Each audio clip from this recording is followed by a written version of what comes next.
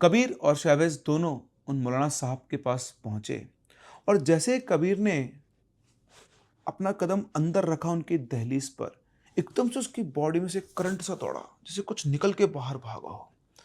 जैसे वो अंदर गए, उसने कदम रखा, मौलाना साहब ने एकदम से कबीर की तरफ देखा, उसकी आंखों में देखा, मुस्कुराए और बोले, आओ बेटा, इधर आओ, यहाँ बैठो।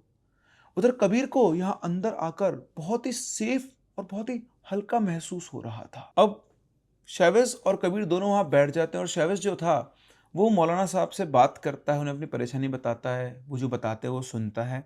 और उसके बाद मौलाना साहब शहवेज से कहते हैं कि शहवेज भाई, तुम अब बाहर जाओ, मुझे इस बच्चे से कुछ बात करनी है। अब यहाँ सिर्फ कबीर और वो मौलाना बचे थे। शहवेज के जाने के बाद मौलाना साहब ने कबीर के कंधे पर हाथ रखा और बोले, लड़के, किस पिशाचिनी के चक्कर में पड़ा है? तो उनकी बात सुनकर कबीर कंफ्यूज हो जाता है कि पिशाचिनी? मैं किसी पिशाचिनी के चक्कर में नहीं पड़ा मौलाना साहब। इसके बाद उनकी आवाज थोड़ी भारी हो जाती है, बदल जाती है और बोलते हैं, लड़के, जिसे तू एक आम औरत समझ रहा है, कोई आम औरत नहीं, वह एक डायन है, डायन। कबीर यहाँ पर बुरी तरह से घबरा चुका था और मौलाना साहब की आंखें और आवाज दोनों बदल चुकी थी। इसके बाद मौलाना साहब कबीर को कुछ ऐसा बताते हैं जिसको सुनकर कबीर के होश उड़ जाते हैं। वो बाबा जो आज से पहले कबीर को कभी नहीं मिले थे, जो सिर्फ कबीर का नाम जानते थे, उन्होंने उसकी पूरी हिस्ट्री खोल दी कि कैसे वो उस लड़की से मिला, कैसे उनकी मुलाकातें शुरू हुई, कैसे उसने फिजिकल इंटीमेसी उन्होंने शुरू की और कैसे उस लड़की ने अपनी फिजिकल इंटीमेसी को कंप्लीट करने के लिए उसको यूज किया। सारी चीजें बताने के बाद उन मौलाना साहब ने कबीर से बोला कि लड़के, तू कल मेरे पास आना, मुझे तुझे बहुत कुछ बताना है। तो जैसे कबीर बोलता है, नहीं मुझे आज ही जानना है, अभी जानना है। तो गुस्से में आकर बोलता है, जितना तुझसे कह रहा हूं उतना कर, अभी यहां से जा और कल आना। ठीक है बोलकर वो वहां से निकल जाता है और अगले दिन अचानक से कबीर की तबीयत खराब हो जाती है, जिसकी वजह से वो उन मौलाना के पास नहीं जा पाता है। एक दिन गुजरते ही दिन भर वो सोचता भी है कि अरे मौलाना साहब बूढ़े आदमी हैं, ये मेरे बारे में कुछ भी बोले जा रहे हैं, मैं इनकी बातों पे कैसे विश्वास कर लूँ, कुछ भी बोल रहे हो सकता है पैसा बनाने के लिए बोल रहे हो।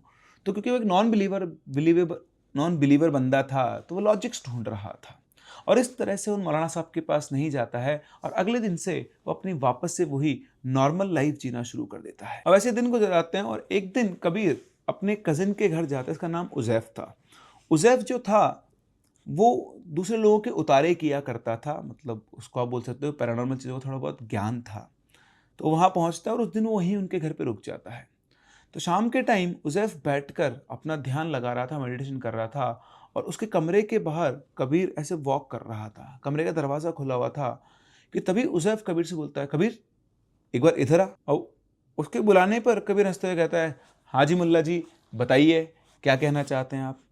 तो उज़ैफ थोड़ा सीरियस होकर बोलता है, कबीर तेरे ऊपर तो मारण और बंधन क्रिया की गई है, तेरे पीछे 40 एंटिटी है और तेरे पास सिर्फ 10 दिन का वक्त बचा है। अगर इन 10 दिनों में तेरा इलाज नहीं हुआ तो तुझे इस दुनिया की कोई ताकत नहीं बचा सकती है। अब ये सुनकर कबीर हंसने लगता है और बोलता है, अरे मुल्ला जी, आपकी अभी भी हंसी मजाक की आदत नहीं गई है ना। तो उज़ैफ कहता है, तो मेरी बात को हल्के में मतलब, मैं जो कह रहा हूँ वो सच है। तो वो कहता है, अच्छा सच है तो मुझे साबित करके दिखाओ। तो उज़ैफ कहता है कि आज चांद रात है और रमज़ान शुरू होने वाले हैं। उस टाइम पर मैं कोई भी उतारे का काम नहीं करता हूँ, वरना अभी के अभी तुझे दिखाता कि जो मैं कह रहा हूँ वो बिल्कुल सच है। और अगर तुझे मेरी बातों पर यकीन नहीं है तो बहुत जल्दी तुझे मेरी बातों पर यकीन अपने आप हो जाएगा।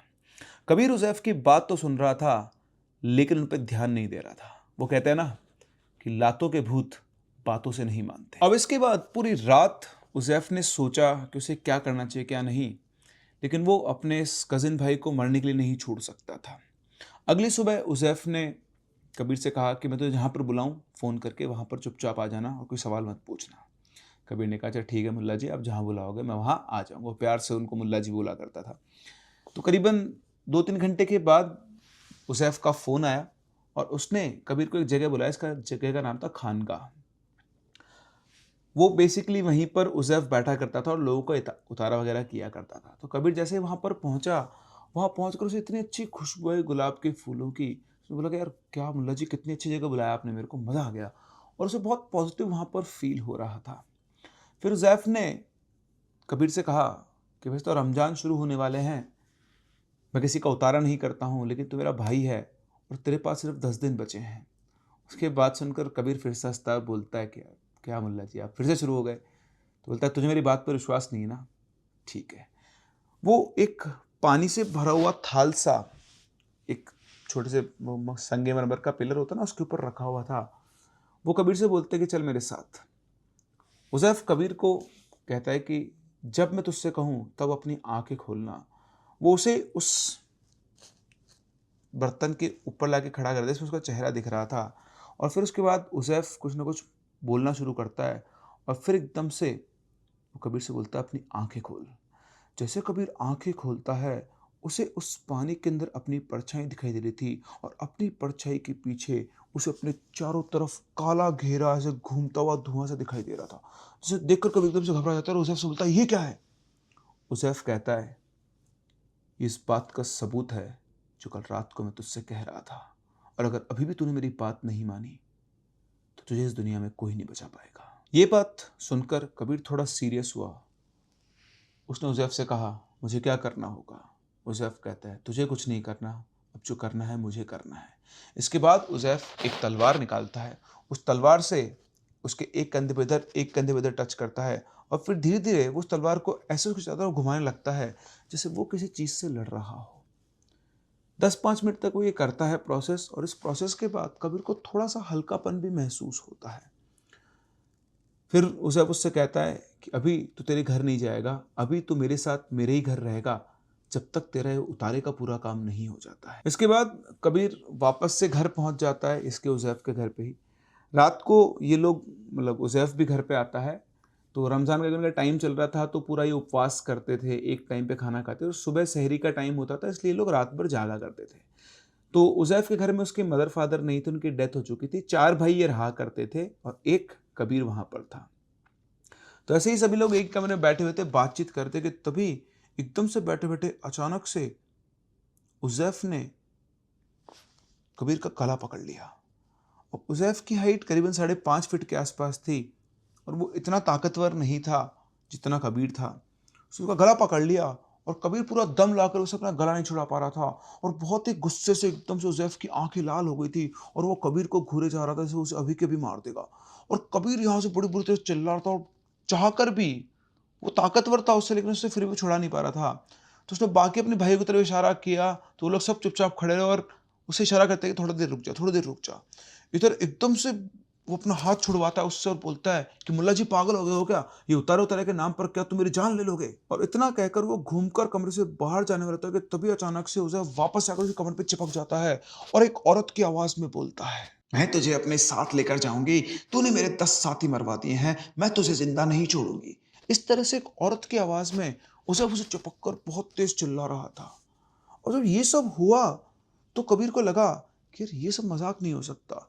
ऐसे एकदम से ये ऐसे औरत की आवाज़ में क्यों बोलेगा?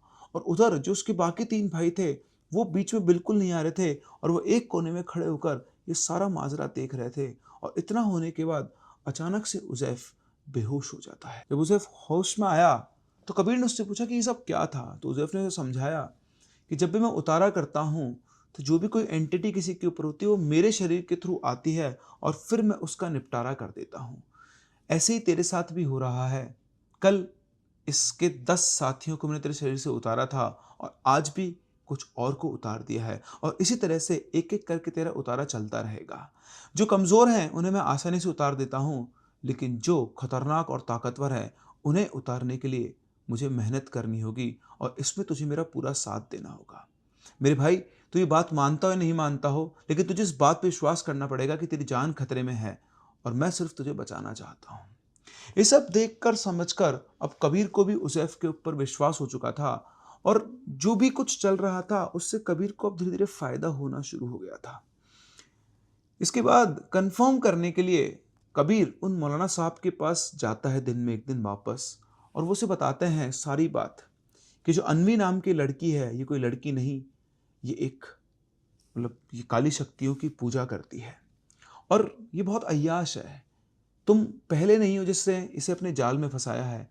ऐसे ही ये जवान लड़कों को अपने जाल में फँसाती है और अपनी हवस को पूरी करती है, और उसी के साथ-साथ उनके ऊपर ये इसी तरह से काला जादू करती है। उन्होंने उसको बताया कि कैसे वो उसके खाने में मिलाकर जादू की चीज़ें खाने में मिलाकर लाया करती थी, जिसके अंदर उसका मेंस्ट्रुअल ब्लड, व्हाइट डिस्चार्ज और भी बहुत सारी अलग-अलग चीज़ें हुआ करती थी। मौलाना साहब की बात सुनकर कबीर को भी चीज़ याद आने लगी कि वो बिल्कुल सही कह रहे हैं कि जब वो खाना लाया करती थी कि उसमें से वो कुछ भी नहीं खाती थी। कई बार उसने कबीर के कपड़े अपने पास रख लिए थे, इवन उसके अंडरगारमेंट्स तक भी वो अपने पास रख लिया करती थी, कोई ना कोई बहाना कबीर से बनाकर। अब यहाँ पर कबीर कन्फर्म हो चुका था कि उसके साथ कुछ ना कुछ अजीब तो है। तो उसने पीछे घूमकर देखा, जब वो अपने दूसरे कज़िन के यहाँ गया था, वहाँ से अपनी मौसी के साथ एक मौलाना साहब के पास गया था, उसकी रिकवरी हुई थी। फिर वो उज़ैफ़ के पास आता और उससे कहता कि भाई, ये जो भी कोई चीज़, जो भी कोई मुसीबत है, इससे तू मुझे आज़ाद करवा। इसके बाद अगले 1 महीने तक उज़ैफ़ ने कबीर के शरीर पर से उतारा किया और ये उतारा होता था कब्रिस्तान में। रात को 12 बजे के बाद ये लोग कब्रिस्तान में जाया करते थे और करीबन 3 साढ़े 3 बजे के आसपास ये लोग वापस आया करते थे। एक बार तो इनके साथ ऐसा हुआ कि उज़ैफ़ और कबीर दोनों अपनी जान बचाकर भागे।